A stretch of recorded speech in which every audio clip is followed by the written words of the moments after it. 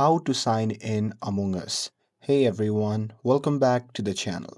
In today's video, I'll show you how you can sign in on Among Us. So now without further ado, let's get started.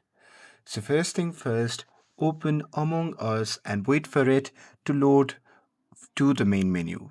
And now here, once you are inside the app, a pop-up menu will appear. In that menu, you simply have to tap on I understand button.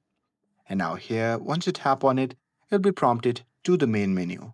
And now here, in this section, you simply have to tap on my account, which can be seen in the bottom left side of the screen.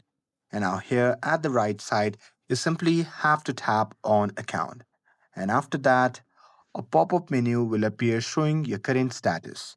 So there, as you can see, I have already been signed in, but if you haven't, then you simply have to tap on sign in, and there you will see two options. One is sign in with Google and another is sign in with Apple, Steam or Epic account.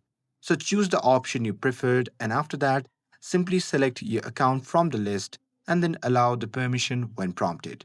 And once it's done, you'll come back to the game and see signed in at the top of the account window.